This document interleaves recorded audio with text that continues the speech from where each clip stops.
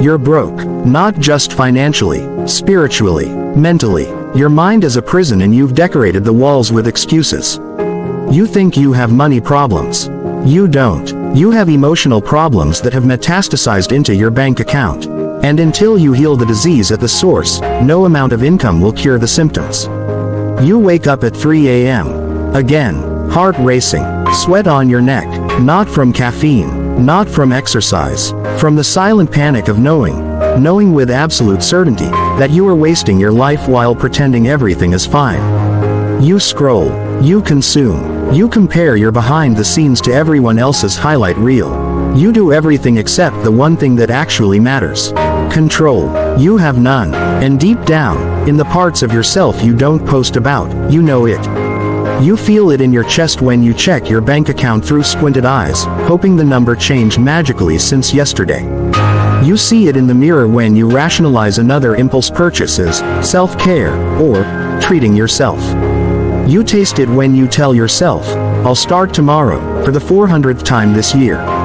Tomorrow never comes. Tomorrow is the paradise you sell yourself to justify the hell of today. And you buy it every single time. Because facing today requires something you haven't developed yet. Fortitude. Emotional fortitude. The ability to stand in the fire of your own discomfort without running to distraction, consumption, or sleep. This isn't about money. Money is just the scoreboard. This is about emotional chaos masquerading as personality. You are not poor because of the economy. You are not stuck because of your circumstances. You are not broke because of your upbringing, your education, or your luck. You are broke because you are weak. Your emotions control you completely. Fear decides when you hesitate. Pleasure decides when you spend. Anxiety decides when you quit. Envy decides when you buy. You are not a human being making rational choices. You are a weather vane spinning in every breeze of feeling, every gust of impulse, every storm of social comparison. Let me tell you about the man who almost didn't make it. The man who was you 6 months ago. Who is you right now if you don't change course immediately? He sits in a car that isn't his, making payments he can't afford, outside a job he despises, staring at a phone full of notifications designed specifically to steal his attention and sell it to advertisers. He's 34 years old. He's been about to start for 12 years. He has 17 unread emails about opportunities he never took because they required risk. He has a savings account that could barely cover a tire blowout, let alone an emergency. And he has a mind, a beautiful, terrible, chaotic mind that never stops generating sophisticated reasons why today isn't the right day. His name doesn't matter. His face is every face. His story is your story. And his Tuesday is about to become your warning or your mirror. Tuesday, 3:47 p.m. The fluorescent lights hum above his cubicle. His phone buzzes. An email, not spam. A proposal, real money. The kind of project that could change the trajectory of everything. His heart rate spikes immediately. Not with excitement, with dread. Because now he has to decide. And decisions require risk. And risk requires emotional stability he doesn't possess. His hands start to sweat. His vision narrows. The ancient fight or flight response activates, not for a saber-toothed tiger, but for a business email. He hesitates. That deadly hesitation that has defined his entire adult life. He opens another tab. He tells himself he needs to do some research first. He watches a video about someone else's success. He feels a spike of envy so sharp it feels like nausea. He closes the laptop. He tells himself he needs to craft the perfect response. He tells himself timing matters. He tells himself he'll do it after dinner when he's clearer. He finds 3 reasons why it might not work. He finds comfort in the failure he just invented. He doesn't send the proposal. The opportunity expires. He never knows what he lost. But he feels it. That evening. That nagging emptiness. He drowns it. Epictetus would have laughed at him. Not cruelly, pityingly. Because Epictetus, the slave who became a philosopher, knew the truth that you refuse to accept. It is not things that disturb us, but our judgment about things. The proposal wasn't the problem. His judgment that he wasn't worthy of sending it was the problem. His emotional interpretation that research was safer than action was the problem. His belief that he needed to feel confident before he could act was the chain that kept him enslaved. But he doesn't know this yet. He drives home in the twilight. The city blurs past. He passes a billboard for a new car. 0 down. Low monthly payments. He feels something shift in his chest. Relief. Distraction. The promise of a dopamine hit that will obliterate the shame of his cowardice. He pulls into the dealership. 4 hours later, he has a monthly payment he absolutely cannot afford and a temporary chemical high that will last until next Tuesday when the regret sets in. This is the cycle, the wheel that crushes your potential every single day. Overthinking leads to inaction. Inaction leads to anxiety. Anxiety leads to impulsive consumption. Consumption leads to debt. Debt leads to desperation. Desperation leads to bad decisions. Bad decisions lead to overthinking. Around and around, the wheel spins. You are on it, or you were, but wheels can be broken. Cycles can be shattered, but only from the inside. Only by someone willing to look at the machinery of their own destruction and decide to become the mechanic instead of the victim. Marcus Aurelius, the most powerful man in the world, wrote to himself in the privacy of his own mind. You have power over your mind, not outside events. Realize this, and you will find strength. But the man in the car never read Marcus Aurelius. He read Twitter threads about side hustles. He watched TikToks about morning routines that last 3 days. He consumed philosophy like entertainment and never applied it like medicine. He collected quotes instead of changing behavior. He mistook information for transformation. Here is the uncomfortable truth you need to swallow without water, without sugar, without comfort. You are addicted to your emotional chaos. It feels like life to you. The anxiety feels like ambition. The fear feels like caution. The impulsive spending feels like self-care. The overthinking feels like intelligence. You have mistaken emotional turbulence for authenticity. You believe that if you weren't feeling intensely, you wouldn't be living. But those feelings are killing you. Slowly, expensively, permanently. Seneca would have called you a slave. Not to a master with a whip, but to fortune, to circumstance, to the opinion of strangers on the internet, to the algorithm that knows your weaknesses better than you know your strengths. You act like mortals in all that you fear, he wrote, and like immortals in all that you desire. You fear sending the email because it might fail. You desire the car because it might impress someone. You fear starting the business because you might look foolish. You desire the vacation because you deserve it after another week of cowardice. You are dying by inches, emotionally bankrupt, financially drained, and philosophically empty. And you call it adulting. The man goes home. The new car smell masks the rot inside. He sits on his couch. He opens his banking app. He closes it immediately. His heart pounds. He feels the familiar spiral beginning. The self-loathing. The, why'd I always do this? The promises that tomorrow will be different. The secret knowledge that tomorrow will be exactly the same because he has not changed the machinery of his mind. Only the scenery. But something happens tonight. A crack. A fault line in the pattern. The book, sitting on the shelf where he left it 3 years ago. Meditations, by Marcus Aurelius. Hardcover. Dust on the cover like snow on a grave. He doesn't know why he picks it up. Maybe desperation. Maybe the last flicker of a self that isn't entirely dead yet. He wipes it off. He opens to a random page. How much trouble he has avoided who has learned to consider the outcome before the act. The words don't just enter his eyes. They enter his chest like a blade. He feels something he hasn't felt in years. Not motivation. Motivation is emotional, unreliable, fickle. He feels recognition. He sees himself in the mirror of 2,000 years. He sees that his problems are not unique to his time. They are ancient. They are human. And therefore, they have ancient, human solutions. He reads another line. His hands shake slightly. Stop wandering about. You aren't likely to read your own notebooks, or ancient histories, or the anthologies you've collected to enjoy in your old age. Get busy with life's purpose. Toss aside empty hopes. Get active in your own rescue, if you care for yourself at all, and do it while you can. The room spins. Not from wine, not from drugs, from clarity, from the terrible, beautiful clarity of seeing exactly how much time he has wasted and exactly how much he has left. This is the moment, the bifurcation point, the split in the timeline where one version of him continues the cycle of consumption and regret, and another version begins something ancient and terrifying. Control. Not of the market, not of the economy, not of other people, not even of his results.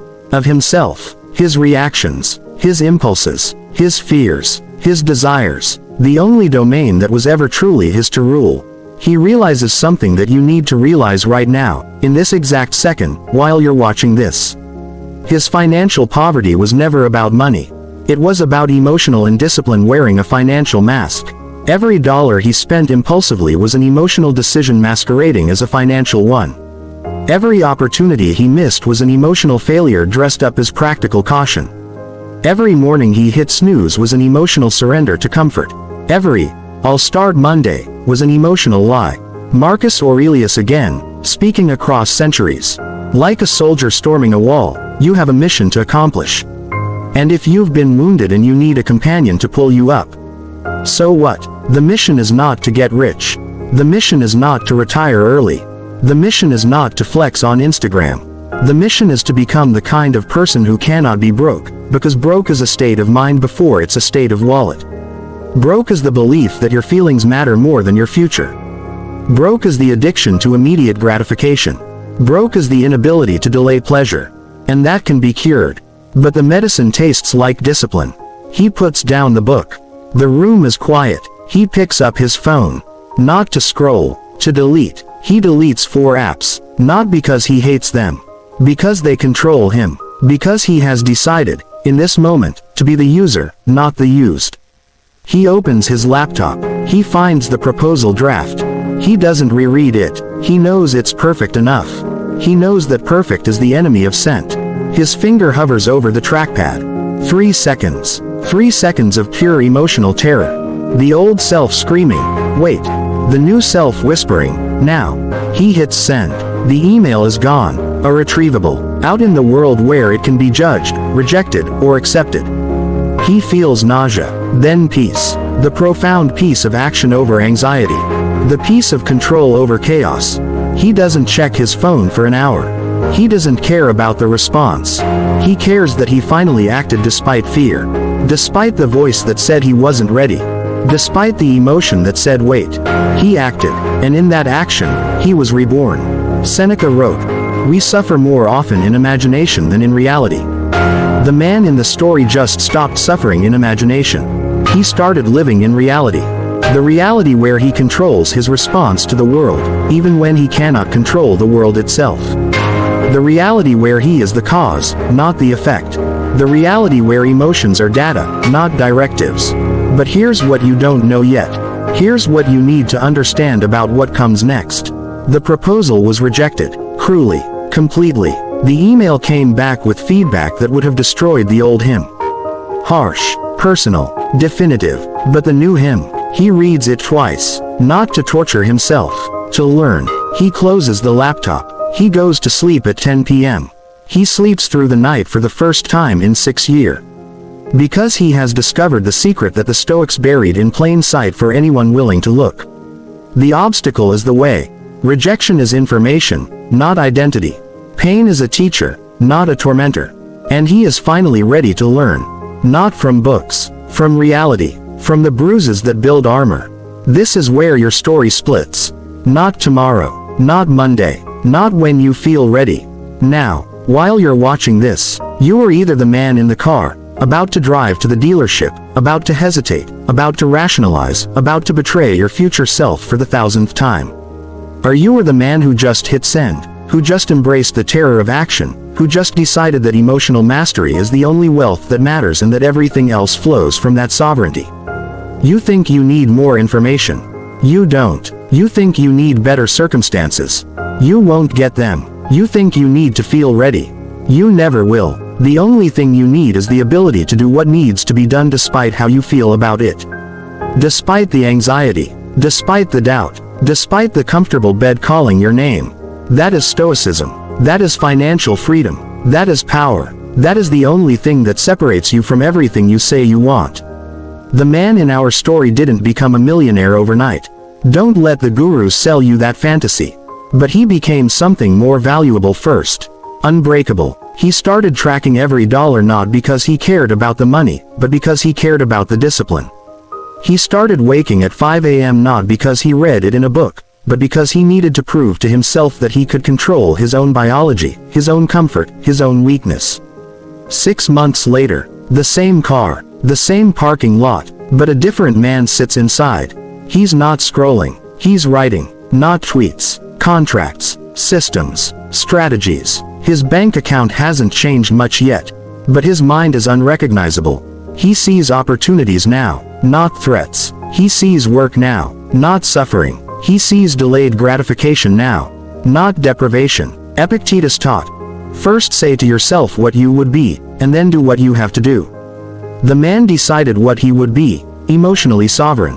Then he did what he had to do. Master his reactions, master his impulses, master the voice in his head that screams for comfort while his life burns down around him. He became dangerous. Dangerous to the old system. Dangerous to the algorithms. Dangerous to the version of himself that settled for mediocrity. You are at the same crossroads. Right now, this video is the parking lot. You can close it and open Instagram and pretend you never felt this discomfort. You can mute this truth with entertainment. Or you can sit with the truth that I've put in front of you. The truth that you are not a victim of your finances. You are a victim of your emotional immaturity. And victims can become warriors. But only through voluntary discomfort. Only through the daily practice of doing what you don't want to do because you know it serves the person you're becoming. Not the person you are. The person you are is broke, scared, and addicted to distraction. The person you're becoming is wealthy, calm, and addicted to discipline. The bridge between them is built one rejected emotion at a time. One uncomfortable action at a time. One no to comfort at a time. Marcus Aurelius didn't write Meditations to publish a bestseller. He wrote it to survive himself. To remind himself that he was dying, that his time was leaking away, that every moment spent in emotional chaos was a moment stolen from his mission. Your mission, the one you keep postponing because it feels too big, too scary, too real. The one you use as an excuse to scroll instead of build. The Stoics had a practice. Premeditatio malorum, the premeditation of evils, the contemplation of adversity. They visualized the worst that could happen. Not to be pessimistic, to be prepared, to drain fear of its power through familiarity. The man in our story started doing this every morning. He visualized bankruptcy, not abstractly, vividly. He walked through it mentally until it lost its terror. He visualized rejection until it lost its sting. He visualized loneliness until he found himself sufficient. And when you remove terror from money, you remove impulsiveness. When you remove impulsiveness, you remove debt. When you remove debt, you remove desperation. When you remove desperation, you create space. Space for strategy. Space for patience. Space for the long game that actually wins. Space to become the person who doesn't need to check their bank account with anxiety because they know exactly what they'll find. Order. This is the mechanics of transformation. Not positive thinking. Not manifestation. Not vision boards. Cold, hard, uncomfortable truth. Your financial situation is a mirror of your emotional regulation. Chaotic emotions create chaotic bank accounts. Disciplined emotions create disciplined wealth. Impulsive feelings create impulsive spending. Strategic detachment creates strategic investment. The man started practicing negative visualization with his spending. Before every purchase, he asked, is this necessary? Will this matter in a week? A year? Am I buying this because I need it, or because I feel empty? Am I consuming to fill a void that discipline should fill?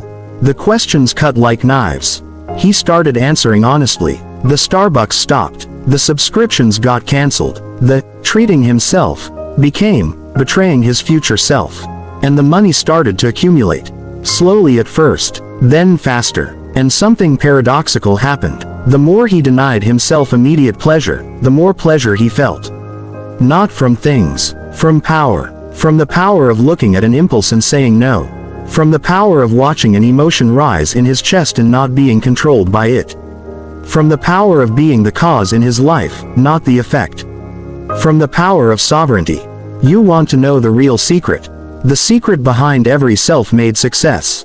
It's not talent. It's not luck. It's not even hard work. It's the ability to maintain clarity while everyone else panics. To maintain strategy while everyone else reacts. To maintain discipline while everyone else seeks comfort. To maintain emotional neutrality while everyone else is swept away by euphoria or despair. This is Stoicism applied to wealth. And this is only the beginning. The surface. The door. Because in the next part of this series, I'm going to show you exactly how the man rebuilt his financial architecture from absolute zero. Not generic budget advice you've heard 1,000 times. The specific psychological warfare he waged against his own bad impulses. The daily protocols that turned emotional chaos into financial precision. The ancient Stoic technique that made saying no to immediate gratification feel like victory instead of sacrifice. And the moment everything changed.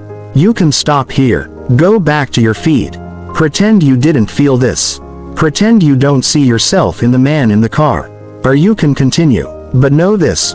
Once you see the machinery of your own destruction, you cannot unsee it. Once you know that your poverty is optional, your comfort becomes unbearable. The next video is waiting. But only if you're ready to stop being a slave to your emotions. Only if you're ready to become dangerous. Only if you're ready to master yourself. Subscribe. Not for me, for the you that exists on the other side of this transformation. The next segment drops soon. Don't miss it. He wakes up at 5 a.m. Not because an alarm screams at him. Because his eyes open and there is no dread. The rejection email sits unread in his inbox. He doesn't check it immediately. This is the first protocol. The delay of reaction. Epictetus taught that impressions demand immediate consent. He refuses. He makes coffee. Black. No sugar. No comfort. He sits by the window and watches the city wake up without him. The email can wait. His peace cannot. Finally, he reads it. The words are brutal. The client calls his proposal amateurish. They question his experience. They suggest he stick to his day job. The old self would have imploded. Would have spiraled into shame spending or shame sleeping or shame eating. Instead, he observes the heat in his chest. The tightening of his jaw. The flash of anger that wants to fire back a defensive email proving them wrong. He watches these sensations like a scientist watches chemicals react. He does not mix them. He does not act. He closes the laptop. He goes to the gym. This is the second protocol. The physical transmutation of humiliation. Seneca wrote that the body must be hardened so the mind has a fortress. He deadlifts until his hands shake. Not for aesthetics. For proof. Proof that he can endure discomfort without dying. Proof that pain is temporary and weakness is optional. In the mirror, he sees not his face, but his will. Sweat drips onto the floor. Each drop is a fear leaving the body. Each representative is a deposit in the only account that truly matters, his discipline. He returns home. Shower. Cold. No hot water to soothe him. The Stoics practiced voluntary discomfort not as masochism, but as immunization. He stands under the ice stream and counts to 60. His body screams. His mind observes the screaming. The separation grows wider. The watcher and the sufferer. The controller and the controlled. By the time he steps out, the rejection email feels like it happened to someone else. Because emotionally, it did. It happened to the old man. The new man is too busy to mourn him. Now the money, not budgets, not spreadsheets with color-coded categories for entertainment and dining out. Those are for children who need visual aids for their lack of willpower. He implements the third protocol, the zero-based identity audit. He looks at every recurring expense not as a line item, but as a vote for the person he is becoming. The streaming services, the meal kits, the premium apps, the small luxuries that bleed out his future one automatic withdrawal at a time. He cancels everything, not gradually. Today, the nuclear option. He calls the bank. He sits on hold. He listens to the elevator music that is designed to make him hang up. He doesn't. This is the test. Patience against friction. He wins. 12 subscriptions die in 40 minutes. $1,200 a year resurrected from the grave of convenience. But this is not where the transformation lives. Anyone can cancel Netflix. Anyone can skip Starbucks. The real architecture is built in the moments when no one is watching. When the impulse strikes at 11:47 p.m. When the loneliness arrives like weather. When the phone glows with the shopping app and the one-click purchase promise of dopamine. Here is where the ancient technique waits. The view from above, not the generic, Think before you buy, nonsense. The specific Stoic exercise Marcus Aurelius practiced in the dark hours of the empire. He imagines himself dead, not morbidly, clinically. He sees his possessions scattered. The car he wanted so badly, sold at auction for half its value. The clothes he coveted, bagged for donation. The gadgets, obsolete and forgotten in a landfill. He imagines the person he is trying to impress with these purchases. They do not attend his funeral. They do not remember his shoes. They scroll past. He imagines his bank account, not as a number to be protected, but as a tool to be wielded. The fear of spending shifts. It becomes the fear of wasting. Wasting on trinkets. Wasting on anesthesia. Wasting on the illusion of status while the substance of his character remains bankrupt. He opens a new account. Labels it, Fortress. This is not savings. Savings is for people hoping for a rainy day. This is war chest. This is ammunition. This is the physical proof that he can delay gratification longer than the market can delay his success. He routes 40% of his income into it automatically. Before he sees it, before he can negotiate with himself.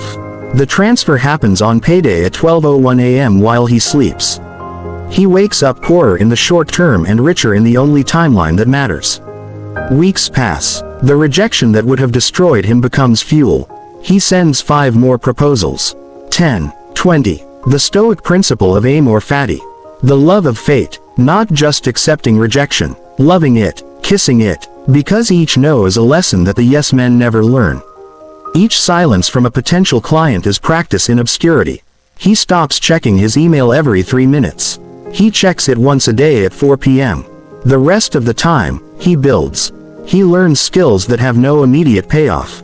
He reads contracts until his eyes burn. He studies tax law for 3 hours on a Saturday while his former friends post photos from brunch. He is becoming unrecognizable, to them, to himself, to the version of him that used to exist. Then comes the test, not a small one, not a metaphorical one, the actual moment that separates the disciplined from the lucky. A message arrives, not from a client, from a competitor. They want to buy him out. Not his company.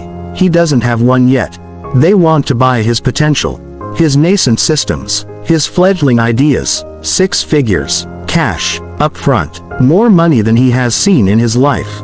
The email glows on his screen at 2 a.m. He is awake because he doesn't sleep through anxiety anymore. He sleeps through peace. His heart rate spikes, the old terror dressed in new clothes. This is it, the shortcut, the validation, the proof that he is worth something. The emotional self screams to accept immediately, to sign before they change their minds, to take the money and finally feel safe. But safety is the enemy of growth. Security is the drug that kills ambition. He remembers premeditatio malorum. He visualizes accepting. He sees the money hit his account. He sees the dopamine crash 1 week later. He sees himself, 6 months from now, with a new car he didn't earn, new clothes that don't fit the man he's becoming, and the slow, suffocating death of his potential under the comfort of a padded bank account. He sees himself explaining to himself, late at night, that he made the practical choice.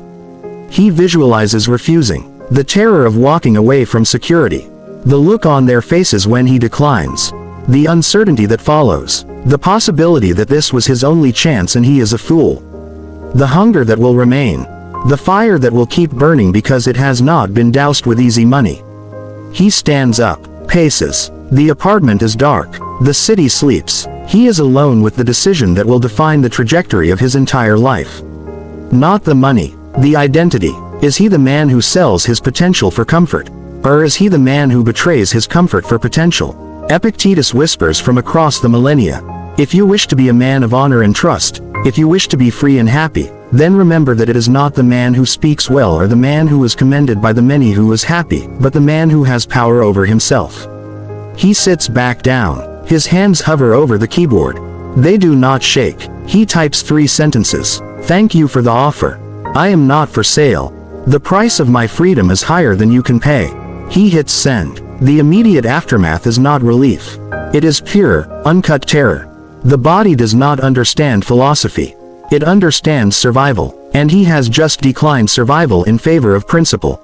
He wants to vomit. He wants to recall the email. He wants to write back immediately saying it was a joke, a test, a mistake. But he sits with it. He sits with the fear like it's a guest that has overstayed its welcome but will not be forcibly removed. He lets it sit there. He watches it, and slowly, impossibly, the fear transforms. Not into confidence. That is a lie sold by motivational speakers. It transforms into something harder. Into certainty. The certainty that he would rather be broke and free than wealthy and owned. The certainty that his emotions, while present, are not his commander. The certainty that he has just passed the test that breaks most men before they ever truly begin. Morning comes. He checks his accounts. The fortress account has grown. Not enough. Never enough. But it exists. It breathes. It represents the only loyalty that matters. His loyalty to his future self. He opens his calendar. It is blank. Terrifyingly blank.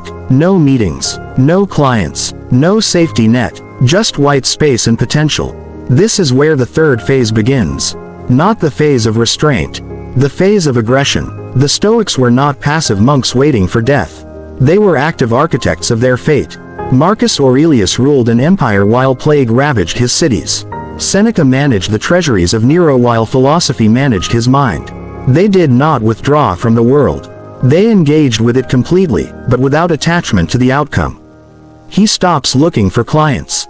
He starts hunting them, not with desperation, with detachment. He sends proposals not hoping for yes, but indifferent to yes. Each email is a stone thrown into a pond. Some will create ripples, some will sink. The pond remains. He remains. He develops what the Stoics called apatheia. Not apathy, not coldness. Freedom from the suffering that comes from trying to control what is not his to control. He controls his effort. He controls his skill. He controls his emotional response.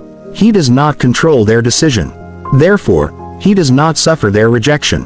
And something strange happens in the absence of his desperation. They sense it. The clients, the money, the universe, if you believe in such things, are simply the mathematics of value exchange. They sense that he does not need them. That his price is not negotiable because his identity is not negotiable. The first yes arrives. Then the second. Not from the small clients he used to beg. From the ones he used to fear. They pay premium rates without negotiation because his lack of need signals supreme competence. He raises his prices, not because he is greedy. Because he is filtering. Filtering for clients who value his emotional sovereignty enough to pay for it. Filtering out the ones who want to haggle, to drain, to negotiate his worth downward.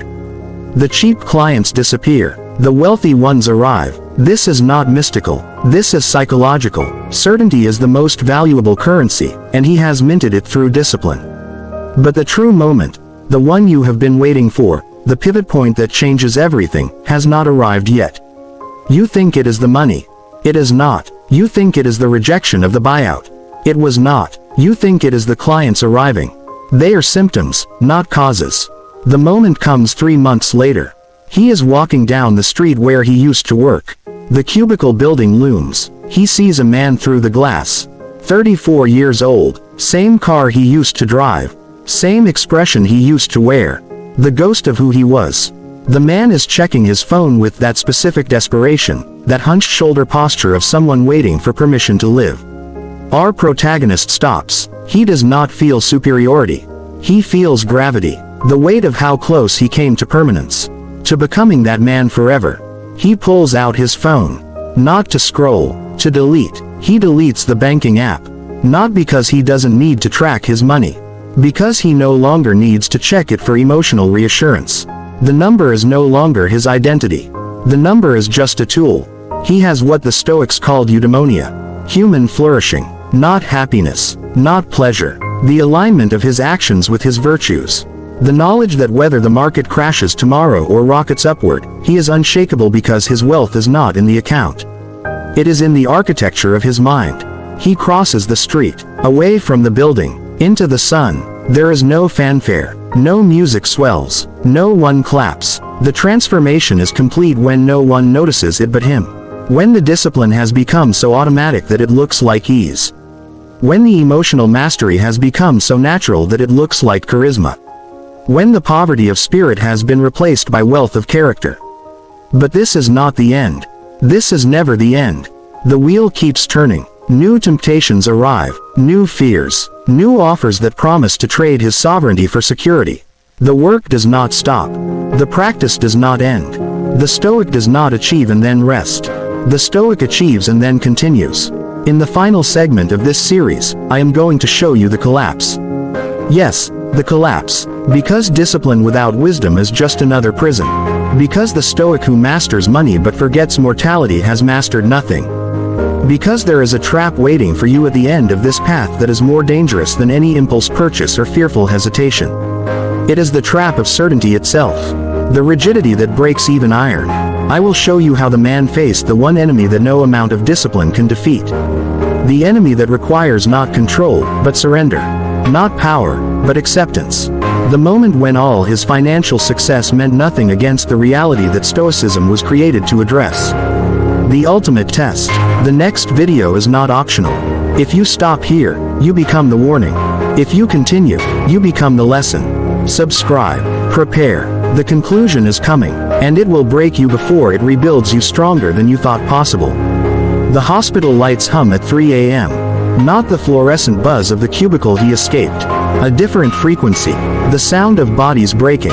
He sits in a chair that isn't his, holding papers that don't matter. The diagnosis is simple. 3 words. The kind of words that don't care about your bank account. Don't care about your discipline. Don't care about how many cold showers you've endured or how many proposals you've sent. The body has its own agenda. And it has just reminded him that he doesn't actually own anything. Not really. He had become rigid. You need to understand this. In the pursuit of control, he had confused stiffness with strength. He had mistaken emotional suppression for emotional mastery. He had built walls so high that nothing could enter. Not pain, not pleasure, not love, not life itself. He had become a machine of efficiency. Waking at 5 a.m. without fail. Eating exactly 2,400 calories. Saving exactly 40%. Sending exactly 20 pitches per week. He had turned Stoicism into a prison. Into another form of slavery. Into the worship of control in a universe that refuses to be controlled. Marcus Aurelius died at 59. Seneca was forced to kill himself by Nero. Epictetus lived his entire life with a limp from a broken leg suffered in slavery. These men did not conquer death. They befriended it. They practiced Memento Mori. Remember you will die, not as a morbid fixation. As a liberation from the tyranny of permanence. He had forgotten this. He had started to believe that if he was disciplined enough, he could live forever. That if he optimized hard enough, he could outrun entropy. He was wrong. The doctor speaks about percentages, survival rates, treatment options. The man listens with a detachment that terrifies the doctor. Not because he is brave, but because he is empty. He has prepared for financial ruin. He has prepared for rejection. He has prepared for market crashes and betrayals and failures. He has not prepared for this. The ultimate uncontrollable, the final dichotomy, the reminder that the dichotomy of control has a boundary. And that boundary is mortality. He goes home. The apartment is silent. The fortress account has 6 figures. The proposal folder has 300 successful contracts. The refrigerator is stocked with organic vegetables and filtered water and supplements arranged by hour. The routine is perfect. The life is scheduled. And it means absolutely nothing against the reality sitting in his chest like a stone. He stands in the shower. Hot this time. He allows himself to feel the heat. To feel anything. The tears come. Not the tears of self-pity he used to shed over rejection emails. The tears of a man who has built a castle and forgotten to build a door. Seneca wrote letters to Lucilius from death's doorway. You are wrong if you think that only on an ocean or in the midst of a storm there is a noble struggle. A nobler struggle is waged here in the bedroom. The man lies on his bed. He does not open his laptop. He does not check his accounts. He stares at the ceiling and practices the only Stoic exercise he has neglected. The practice of acceptance, not the passive acceptance of a victim. The active acceptance of a warrior who knows when to sheathe the sword. He realizes the error. The terrible, beautiful error. He had been trying to control his emotions so he could control his money, so he could control his future, so he could finally, someday, be safe. But safety is an illusion. Security is a myth sold by insurance companies and anxious parents. The only real security is the certainty that you can face what comes. Not prevent it, face it. He had spent 6 months preventing poverty, preventing rejection, preventing discomfort. He had forgotten to live. He had forgotten that the point of financial freedom is not to hoard gold until you die, but to use gold to live before you die. He makes 3 phone calls. The first to his sister, whom he hasn't spoken to in 8 months because she was emotionally draining, and he was protecting his energy. He apologizes, not with words, with silence, with listening. The second to a charity he researched but never funded because charity begins at home, and he was building his foundation first. He transfers $20,000. Not from excess, from the fortress. He breaks the wall. He lets the water in. The third call is to the doctor. He schedules the treatment, not with hope, not with despair, with amor fati, the love of fate, the embrace of what is, exactly as it is, because it could not be otherwise. The treatment works, or it doesn't. The story doesn't actually depend on the outcome. That's the lesson you keep missing. You think the Stoic is the man who conquers death through willpower. The Stoic is the man who conquers the fear of death through acceptance. Who continues to act with virtue whether the days are numbered or infinite. Who treats each morning as borrowed time and spends it precisely. Who looks at the diagnosis not as a tragedy, but as information. Who continues to build, to save, to create, not because he fears the end, but because he honors the time before it. He returns to work 6 months later. Or he doesn't. It doesn't matter to the philosophy. What matters is the transformation. The integration. He is no longer the impulsive child buying cars to fill voids. He is no longer the rigid ascetic counting pennies to postpone death. He is the third thing. The Stoic. The man who uses money as a tool for freedom while knowing that true freedom comes from within. The man who saves aggressively while spending generously on experiences that matter. The man who wakes early not from anxiety, but from urgency. The man who says no to distractions not from fear, but from clarity. He starts teaching, not for money, for necessity, because the only way to fully learn something is to transmit it. He finds others like he was. Trapped in cars, trapped in cubicles, trapped in the cycle of overthinking and emotional spending. He doesn't give them budgets. He gives them exercises. The view from above, the premeditation of adversity, the physical transmutation of fear.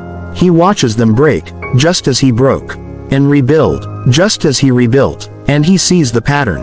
The ancient pattern, the wheel that crushes and the wheel that lifts.